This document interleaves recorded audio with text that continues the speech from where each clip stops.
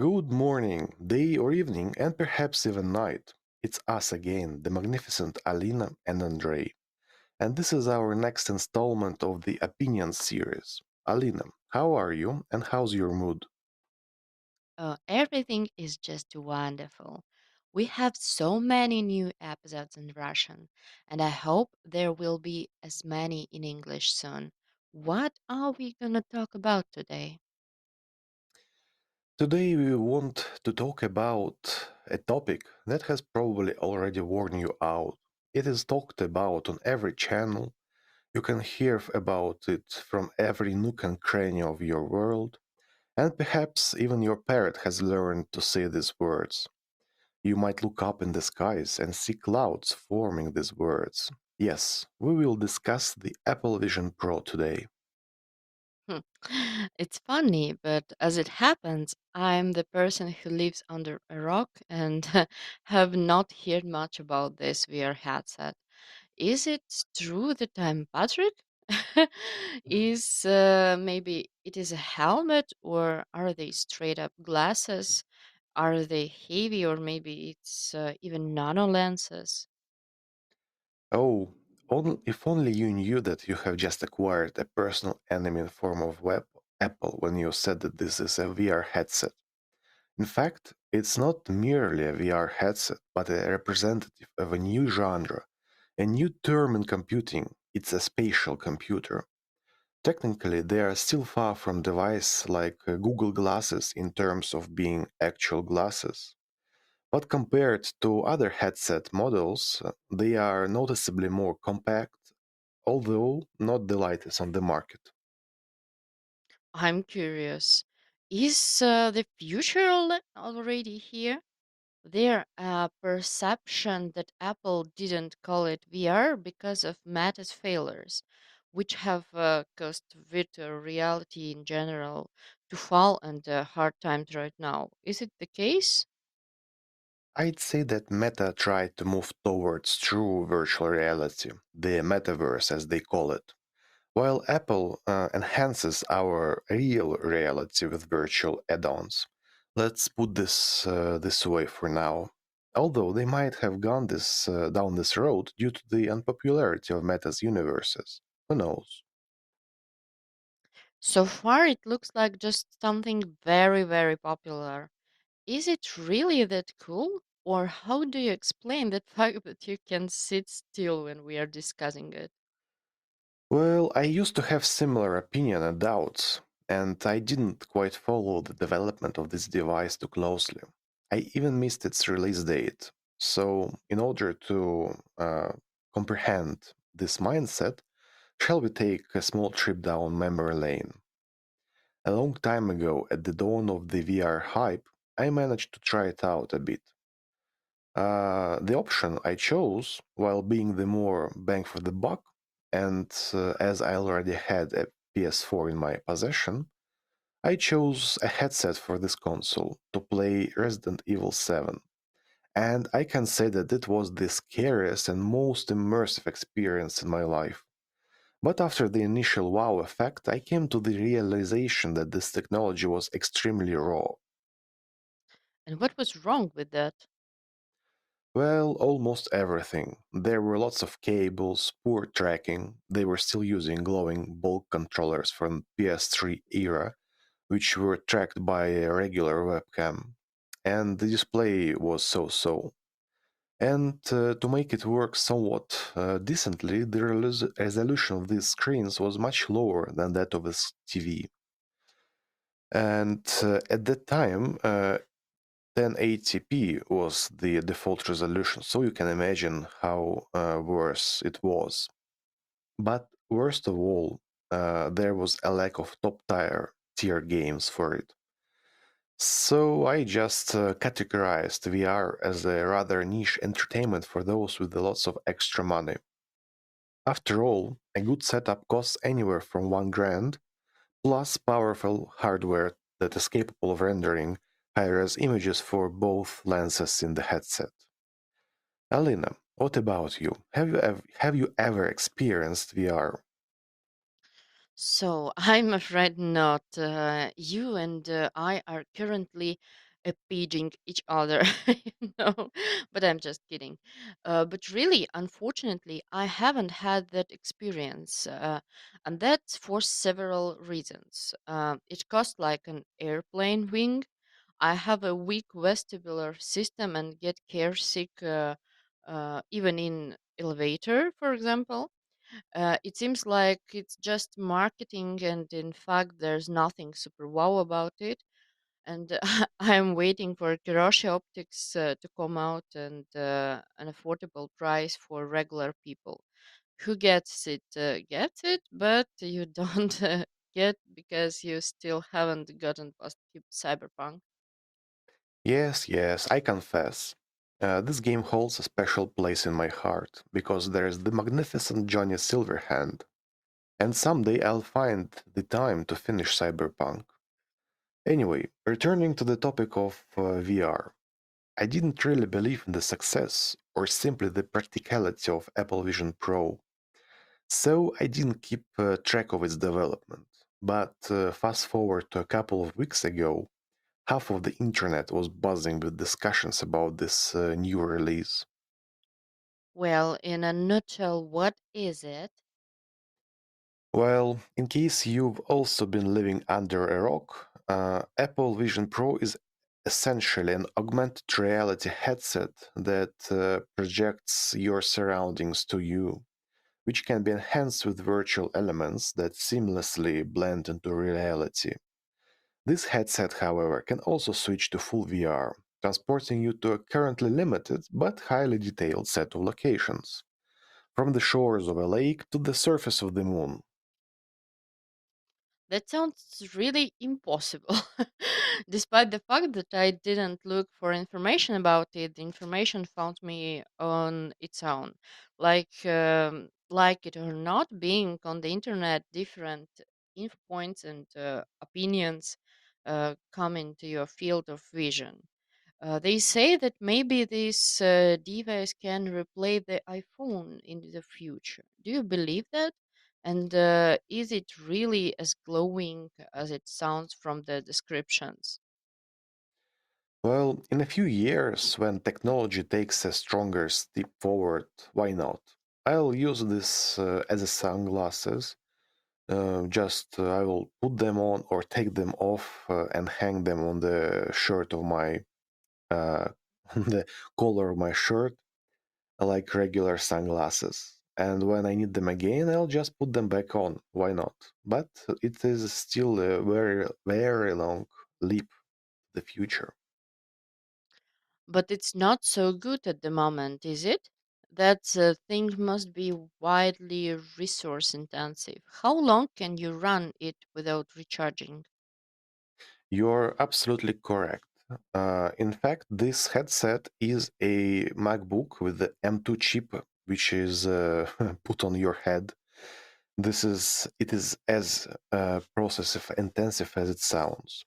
And as for the battery life, official sources state that it might hold 4 hours of continuous use. But there is a charging port in the battery where you can insert another battery, and in that one, well, you know where I'm going with this. Wow, this sounds like an opportunity for a challenge. Who will loop the most chargers? But surely it's not so safe to do that. Technically, it's a more of a chaining situation. The only problem is that there might be a weaker battery somewhere in the middle of the link, which will run out before the others, and this might cause problems. But apart from that, I don't see many hazardous situations with it. hmm I've also heard it said that this thing gets pretty hot. Does Apple have any ideas how to fix that? To be honest, I haven't heard about that, but there is a cooling system in it, so it should be top notch. But even if Apple doesn't address this issue, there will surely be enthusiasts who will attach a water cooling system or a liquid nitrogen reservoir to the headset. Yeah, or tape on a fan. Augmented and digital reality are already being used in education. Do you think it can help to organize a more inclusive education? Will there be more opportunities for people with disabilities? Absolutely yes, especially for people with certain disabilities. After all, to control the headset, you should be able just to move your gaze and be able to pinch two fingers. That isn't a very high demand. And I would say that this goes beyond just entertainment or even education. It may be very well a very best thing to simplify the daily life and work for those with disabilities. The more we surround ourselves with technology, the more we depend on it. You don't have to go far for examples. Turn off the internet in one city or electricity, and we panic. There will be no possibility to withdraw cash, pay for anything, and all is electronically. All the codes and passwords are in the cloud. I've heard that some countries want to replace passport with smart ID. That's all very cool, but the cooler it is, the greater the risks. Not to mention that from a psychological point of view, technology provokes a break from reality. The same derealization if you use technology excessively. One could say that this will create an even greater addiction to that of the phone, because nothing will stop you from getting engrossed in whatever it may be while you are in the real world. But these are the inevitable consequences of progress. All we can do is be more sensible. I certainly won't go live in the woods because the risk of device addiction. If anything, I'm even more drawn to it. I couldn't even resist myself from going to a showroom at Gorbushka. For those who don't know, it's a showroom in one of the largest technological markets. And you might probably find an Iron Man suit somewhere in these endless corridors. Wow, that sounds really cool. I'd love to try it too. But Alice, after sourcing the internet, I found out that we don't have such a thing in our city. So tell me, what was it? How did you like the device and what did you learn about it? Truth to be told, I was too late for the party. At this point in time, they're showcasing this headset only for those who have already pre ordered one and spent lunch allowances for 1 year in advance. And my experience is based on what I could dig online and find out from my colleagues that are luckier than me and had already their hands on experience themselves. Yes, it could be a truly cool experience, I think. But you probably done a lot of research on this one. But what about content? Are a lot of resources adapted for this device? Sure, this is a very acute topic. Since this product has just launched and essentially as a pioneer in Apple's ecosystem, there aren't many applications yet. Some apps are specifically developed for this device, while others are just compatible. However, there are companies that deliberately blocked access to their applications, such as YouTube. There is a workaround, however, using a browser.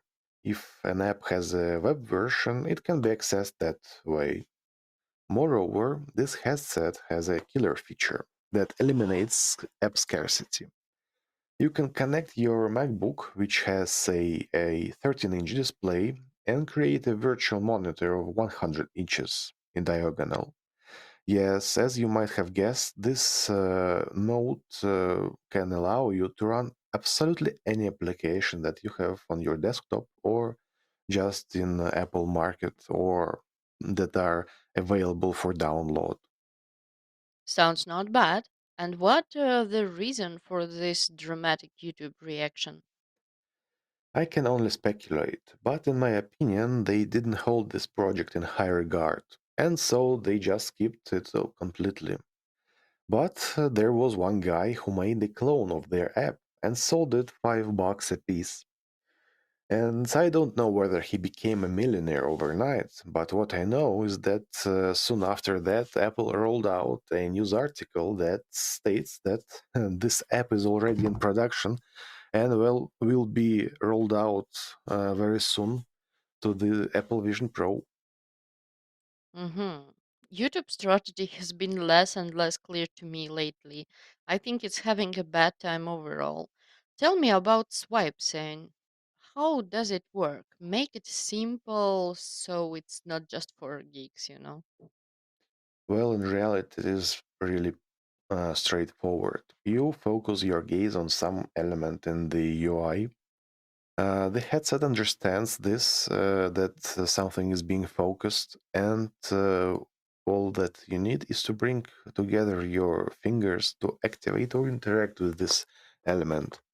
It all depends on the context, whether you are looking at a button or at the corner of the um, window that can be dragged. It is done so accurately that there are almost no false triggers, well, according to my sources, in air quotes. Mm-hmm.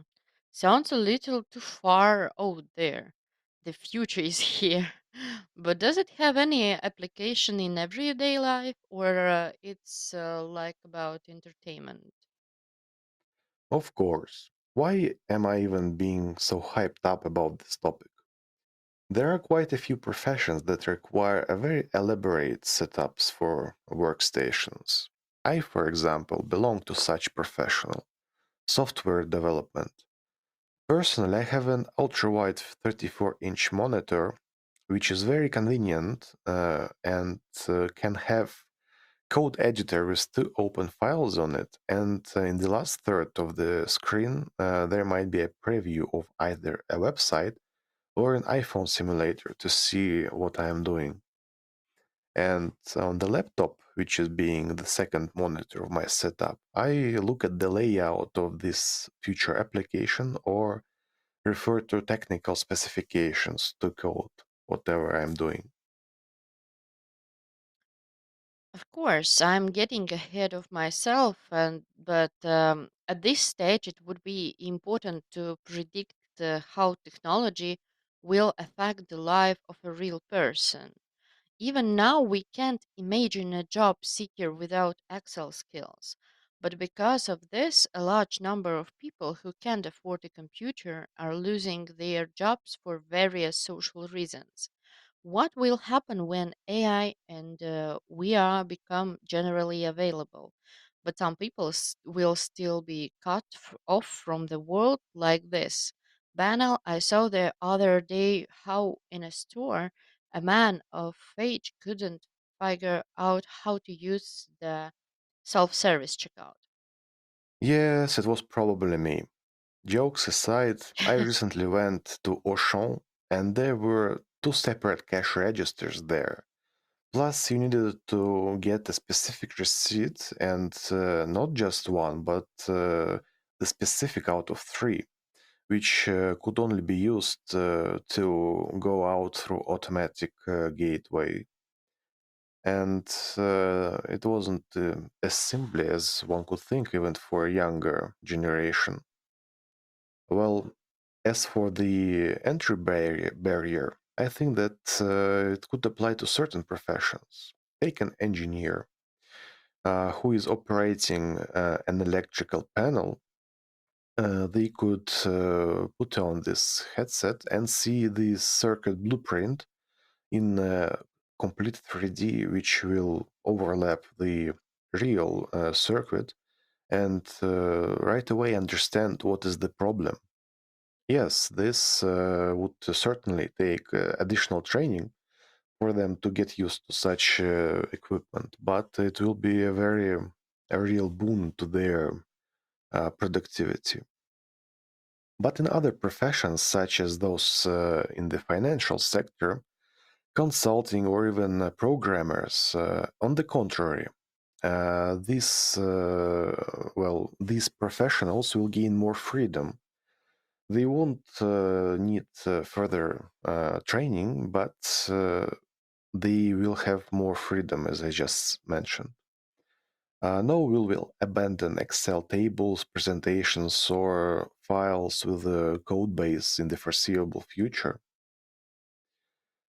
The problem is that the people who develop this are too disconnected from the real middle and lower class people. Alice class division is not a fantasy. Then again, you don't have to look far for an example.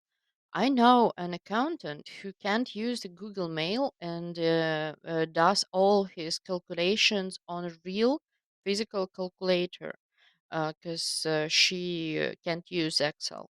And I want to assure you there are a lot of people like that. About 1 in 10 people on Earth can't read. I realize that all over the Earth. In Latvia, 6% of school children can't read, and that's just those who are registered.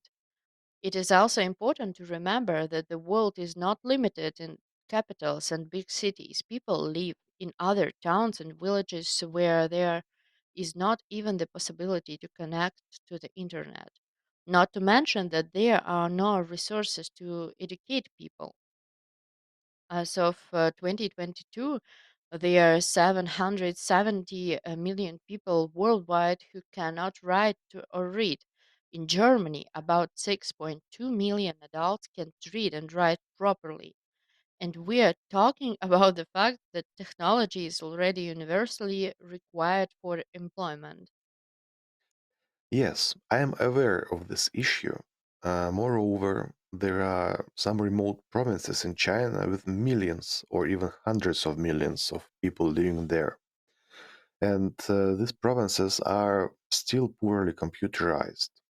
Some African countries are facing similar problems as well. And truth to be told, that progress will eventually reach some sooner or later. I, for instance, have heard about a recent project in Africa. Um, there's a problem of poverty as well, and some households are using gas to cook their meals. And the problem is that they are so poor, in fact, that they cannot buy a full tank of gas for their needs. So they are buying time to use this gas. What I mean is that, for instance, to cook a meal, they need 10 minutes of cooking time. So they are buying these 10 minutes of cooking gas. And there is a new service there that actually allows them to order this time using their uh, devices. I mean, phones, iPhones, or maybe Android phones. I don't really know. And this is the quite actual fact that progress has reached these countries as well. They don't have computers per se, but they have internet and phones to access all these technological riches of more developed pieces of world. And as for the locations that stand on the bleeding edge of technological progress, there is a need for well-equipped workspaces for professionals. And it turns out that for productive work, we are tied to a specific place which has these necessities. And with the arrival of Apple Vision Pro, we can now take these and countless other versions of workspaces with us to any point on the map. Well, if you are tired of working from a home or office, you can head out to a park or a cafe. Bright outdoor lights is no longer a hindrance, just as well as a noisy interior. You can switch to a VR mode and find yourself on the surface of a moon devoid of human presence. This sounds very exciting. But isn't it dangerous? How many videos have there been of people falling, hitting objects, and losing their balance? Apple has thoughtfully implemented a feature called full flow through for this case. If someone approaches you during a total VR exposure and you look in their direction, the virtual reality will open up slightly and let them in. As for knocking some things down, this feature also shows objects that are become too proximate to yourself, and thus you can avert collision with them. In some scenarios where you don't need to actively type text, you can even do without a laptop and open, for instance, a web editor on GitHub and make edits within the browser or review code. Or you can participate in a meeting using your persona. Persona. With this technology, it is possible to create an image for FaceTime. What do you think about this? Does it look a little creepy or it's just for me? How do you think it might affect people's perception of themselves? So, Instagram filters alone have made psychologists a fortune. Yes, this headset can scan your face and reconstruct a very realistic copy of you in virtual reality. No, it's not true. Truth to be told, this persona is creepy as hell. But to be fair, it fully conveys your facial expressions and even hand gestures. So if you're in an iMessage call, the person you're talking to can understand that you're gesturing at him or her or them and not to the other participants of the call. And what about clothes? Well, it captures them as well, plus your accessories, hairstyle, makeup, and it does so permanently. For some, that is a plus. You can dress up, go out, have a session with a stylist to mold your persona, and then look like $1 million even at 5 a.m. after having taken a couple of bottles of wine and being in a hangover state, and still looking great. And I condemn drinking alcohol too much and, well, other negative aspects of your life. So, once you created the persona, it can be edited or recreated later? I can't say for sure about redacting at this point in time because I didn't quite have the experience with it, nor did other people try to edit this persona. But surely you can recreate it because, well, everything can be done from zero, from ground up. Okay. How do you think the coming of such devices will affect people's already complicated relationships? Will there be more opportunities for online dating, or on the contrary, people will be immersed in the digital world and become less socialized? As paradoxical as it may sound, I believe that this thing will actually contribute to new acquaintances. Due to technical issues and just our reality, communication nowadays is predominantly textual. But if you have your persona always at hand and this headset reads your facial expressions, so as well as constructing virtual spaces, it would be a shame not to take advantage of such an opportunity and go meet with someone in virtual Tokyo, for instance, or a night city. The night city, I'm sorry. For now, the persona is only available in Apple's proprietary video call app. But I'm sure that within a year, all major players in the market will also implement this feature. And someday, in very near future, science fiction holograms from Star Wars will become commonplace. And wouldn't it make people lazy? As it is, we already started to make up only if we have to turn on the camera. What's going up happened with the persona, I can't even imagine. It will be probably very, very bad. and how with the identity still with. I think it's will just go to a whole new level. To be fair, nowadays creating a deepfake of a person is much easier and more believable using an AI tool. Biometrics, on the other hand, are encrypted and protected by Apple and other developers. And so far, there haven't been any major leaks involving this kind of data. I'm not talking about iCloud account hacks, that's more in the realm of social engineering, and biometrics isn't stored that way that even you can't access it. Mm-hmm. And with the rise of any technology, so do the scammers. What kind of threats do you see in that? Like accidentally blinking and defense against that is. Yes, I thought about that too. But in this headset, besides blinking, you also need to press a physical button on the device to issue a payment.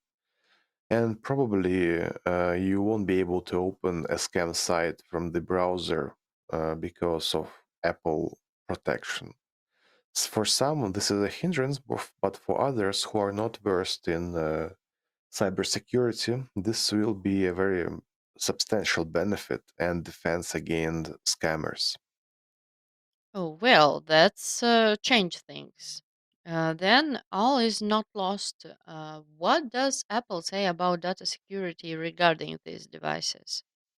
Oh, of course, they're harmless, and their competitors will soon release unbiased and independent research papers that will reveal another version of truth, more favorable for them. But in all seriousness, we won't really know unless this headset will cause severe trauma to many users, and this will make a very large scandal all across the internet. Hmm. And if I understand correctly, these glasses allow you to adjust the degree of immersion in virtual reality. Does this mean that they can be worn in everybody in everyday life as well? Yes, there is a digital crown like on Apple Watches. If you turn it, you become more and more immersed in virtual reality. It's like a small black hole that expands and consumes everything around you. And although Apple has positioned its headset in advertising materials as a device for home or work, or maybe for long trips, all the bloggers who got their hands on this device went wild the very first week.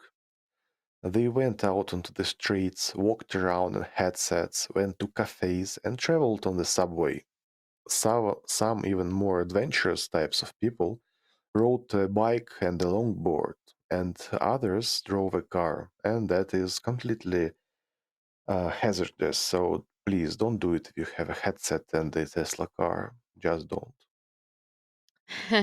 Even though I'm a control freak and I treat the rules as something tangible and immutable, even I wanted to go skiing in this thing naturally.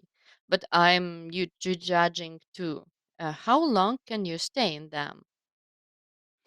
I'm sure that there will be enthusiasts who will take on a challenge not to put off this headset for a year. But in a realistic figure, it seems to me a 3 to 4 hours working period. Just like working with any device. More is possible, but not very healthy. I recently watched a video where a person tried this headset for 9 hours straight without taking them off while working. This is to some extent a great achievement for Apple. I haven't seen anyone attempting to stay in VR/AR headset for so long before considerable inconveniences. Yeah, I remember seeing the 24-hour indoor-outdoor challenge on these things. That's a lot of time. But how does it affect health? Is there any data on how helmet like this affect a person's physical and mental health in general? I'm afraid I can only speculate alongside you. Having bright light source close to the eye is probably not the best thing in the world. Constant contact of the skin with the facial panel, extra weight on the head, all this doesn't buff your health at all. As for the psyche, I suppose that such experiments are yet to be conducted. In fact, just like the rule of thumb that the internet has everything, there also the notion that researchers have already done tests of everything you can think of, even if it was invented yesterday. Let me guess, British scientists. That's a good joke. But in fact, the journal Computers and Human Behavior published a study on how VR affects the human psyche. Earlier researchers and not only said that um, there are prerequisite that virtual reality can cause a sense of alienation in relation to the self and a sense of detachment from reality. This is called depersonalization or derealization. For this study, they used 80 volunteers who had no previous history of psychiatric and neurological disorders. They were asked to play the Elder Scrolls V Skyrim with a VR headset on a computer Yeah, or on another a computer. survey. Yeah, another survey depicting that video games are bad for people. Maybe. Let's talk about it a little in time.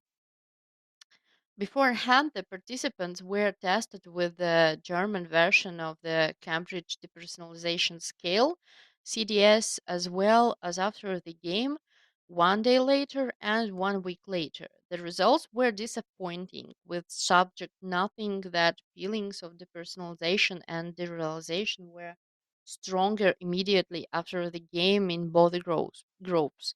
But the symptoms were more pronounced in those who played Skyrim with a VR's headset.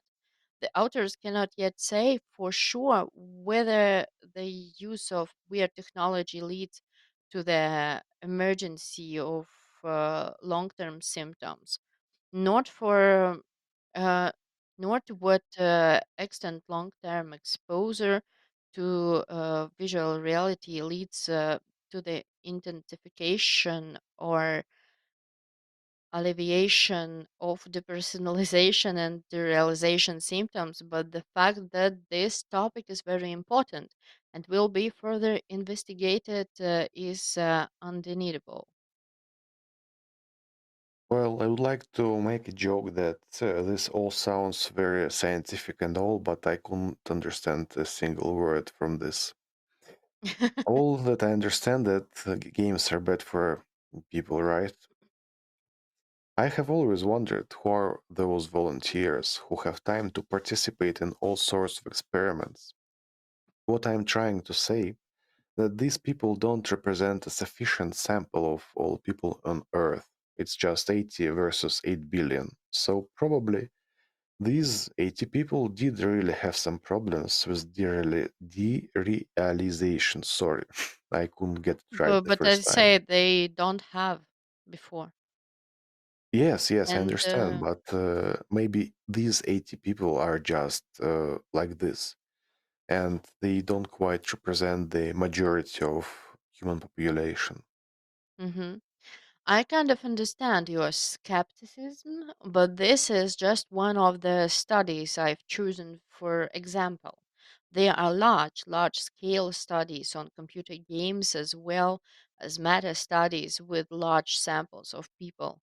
And also, for some kinds of studies, a small sample is enough in done correct if it done correctly. It's called stratified sampling, I think, if my memory serves me correctly. I could tell you more about that, but I want to get back to topic and ask you now. If a person is visually disabled, I hear that there are some things that can be inserted, or how would it work? Well, of course, there are several types of visual disability. If we are talking of those who are completely impaired, I'm afraid that there is nothing for them right now. But if a person has a small problem with eyesight, for instance, minus some kind of minus or plus, and it can be fixed with dioptrics, you can get a prescription for a set of special lenses that magnetically attach to the inside of the headset. So you don't need to have any instruments or technical knowledge to install them, just like plug and play. But in Apple's fashion, they cost around 1 or 200 bucks. Do you think there should be a limit to the age at which this device can be used? Apple prohibits users under 13 from using it, but most likely it's only because they can't verify the safety for younger users. Or perhaps it's due to the head size of these people and the distance between the eyes. For very young users, their heads might be too small and the distance not wide enough to safely adjust headset for their use. Nevertheless, we have discussed many potential problems here, and it seems to me that this headset has passed almost all the tests in this regard. I think that this is really the future that awaits us. When the headset becomes cheaper and there are various types and prototypes that not only work with Apple's ecosystem, it will become very widespread. What kind of sales are expected? When and all and know how much will it be available to buy for? Well, all things considered, the word has it that they managed to sell around 200K units in the first week. On the other hand, people say that there are already a lot of returns of these headsets. Right now, of course, this device is for the very well-off folks. The headset itself starts at $3,500, and if you want to use it to the fullest, you'll need a MacBook, which starts at 1 grand. And there, of course, there is a question of prescription lenses, extra batteries, and well, you can guess that the bill might get even higher than that. Nevertheless, the foundation for spatial computing is already laid. It seems like it's the next big thing. Hmm. It seems to me that if we don't manage to make the thing more affordable, then just like with other similar devices, special content producers will just quickly forget about it, which means there will be no point in buying it for the sake of one-two entertainments. Certainly, such a risk exists, but uh, the idea of this headset is that you can use it as a mainly driver with your laptop, which has a lot of work-related apps. And as for the price, well, you can remember times when personal computers were sold at sky-high prices, and now, The RTX 4099 is so affordable now, right? well, But could this device undermine the movie rental industry in the future? After all, with the immersion in digital reality, it will be possible to simulate not only movies but also many other entertainments. I think COVID has already done its dirty work. Plus, digital service where you can easily watch any movies or series. I feel that movies and movie theaters will still have a role in the future. Like, if you would like to go out, like restaurants, we can order anything for delivery now, but still go out on special occasions when there is some kind of a holiday or maybe an anniversary, or just if you're in the mood to go out and see other people. Hmm. Do you get the feeling that we are delving into the world of Black Mirror? What potential ethical risks do you see there? If we consider the hacking scenario, imagine putting on such glasses, and instead of showing you a real reality, they display an altered image. For instance, you're going, say, to the office, and they lead you into a dark alley. And, well, let's try another scenario, like an unfortunate accident, which takes rendering the beginning of a staircase further away than that it actually is. And thus the user just falls down without knowing it. What are the future possibilities for Apple Vision Pro development and integration, especially with the trends in augmented reality and artificial intelligence? I hope that in the future they will make it possible to share experiences. For example, going to the movie theater with someone who is on the other side of the world. Imagine just sitting with your friend on the next chair who is actually living in Australia, and you're watching together a movie in a environment that represents a theater or maybe even on a moon. And the other example is that somebody in the same room who is physically with you, will see that augmented reality and share your experience while seeing and modifying what you actually see. Hmm. The world of technology is evolving so rapidly. Doesn't it scares you? Especially the integration of the older people and people at risks. For example, imagine a person who went to a prison in 20s and it's now free. Can you even imagine that? I think that a person who has spent 24 years behind bars already has plenty of problems. I've heard that such people can even become afraid of freedom and are trying to go back. But that is a different story and different topic of discussion. As for older people, you're writing off them too early. My parents are 60 plus and they're quite adept with computers and phones. Yes, a device of such new format will be quite alien to them, but in my opinion, it will take many years before the industry fully transitions to the spatial computer thing. And the process itself will be gradual. I believe we will have time to adapt. And even we might become 60 plus before this actually happens. Of course, I'm not saying that everyone who is older than 20 is incapable of anything. Quite the opposite. It's just that unfortunately there are a lot more old people who don't understand anything, not even cell phones. The unfortunate that people use that solely by their inner circle. Wherever. That's topic for another podcast. Let's go back. In the Cyberpunk game, there was opportunity to watch brain dunks and even feel that the operative felt. How long do you think it would take us to create something like that? In some form, this is already possible. You have an ability to record spatial video and view it later on or send it to another person.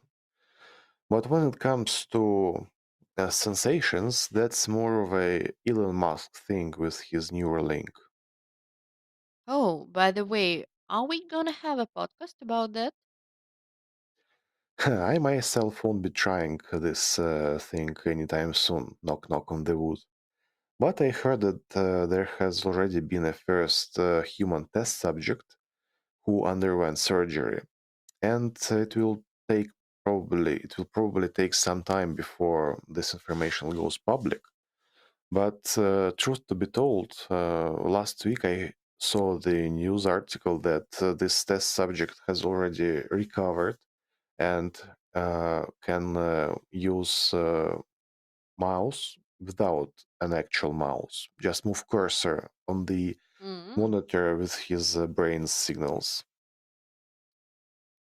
Well, I think it was interesting. Even though the topic is very popular, I think we managed to make a squeeze from different sides. And even a person who don't understand what we are talking about will be able to form his own opinion about this topic after our podcast.